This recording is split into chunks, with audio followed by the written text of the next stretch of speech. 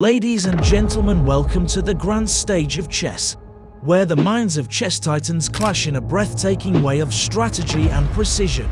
Today, we will witness a momentous battle between two legendary grandmasters, Magnus Carlsen and Shakhriyar Mamedyarov.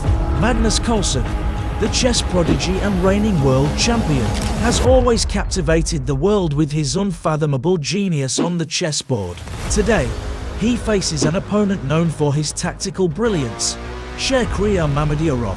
For Magnus Carlsen, every move is a combination of strategy and calculation, and in this monumental recap with Shakhriyar Mamedyarov, his masterpiece will be mocked into the history of chess. Magnus starts the game by e4.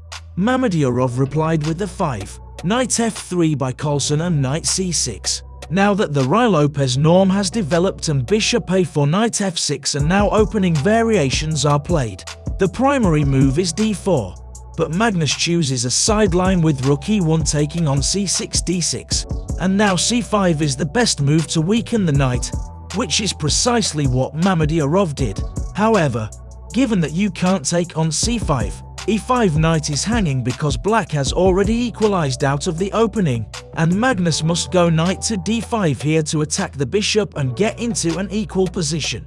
Magnus plays it with 2 minutes and 40 seconds left on the clock. Usually, Magnus likes to think through the opening, but this time he's well prepared. He takes his time and chops off the bishop. Now that the knight is unstable, you should be aware that if you move your queen to square a7, the rook on square d1 will be played and then take your knight.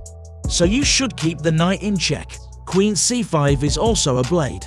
Take on rook d1, and what a brilliant move by Shakhriyar. He plays rook d8 and Magnus is in trouble. Looking at his time, he has 2 minutes and 10 seconds. But if he takes on d8, this is what's happening, queen d8. And now there's a mate on d1, you can't stop the queen from going there. So you play h3, but in comes the check, then king h2. Such a smart idea pinning here, threatening f6. So you take the queen. However, after you take, the knight has to move, and the bishop takes c4. Therefore, you can't take on d8. However, if you can't take, you might want to play rook e1 to sort of get your knight defended. However, then the rook jumps in attacking f2 and then b2. He's considering his options. However, black is doing the same thing again here, and he wins the pawn, putting Magnus Carlsen in serious trouble. You can see that he has already thought for more than 1 minute and 15 seconds. Rook f1 is the only move here to maintain the game somewhat evenly. Magnus finds it's the best move in the position, but it's still a very comfortable position for black. Magnus makes a mistake by jumping in with queen b6 when he should have played knight f3 before going in here.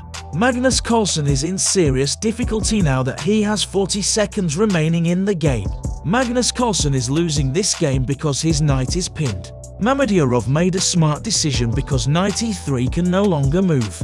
If you move your knight here, the queen on d3 is hanging. Mamedyarov goes for h3 pawn. If you take on h3, f3 knight is hanging. However, Magnus can take on b7 and that is counterplay. What a game! Queen g3 takes on h3. Check your king h2. And another check. Is this going to end in a draw? King g3 raises his king and captures the pawn on a2. But there is now a perpetual, making the player very miserable. Magnus shakes his head in disbelief, thinking that he had avoided danger. It's just perpetual. Mamedyarov was leading the match and still had an entire minute left on the clock, but Magnus Carlsen managed to dodge him. Mamedyarov is still in disbelief about the chance he passed up to defeat the world champion.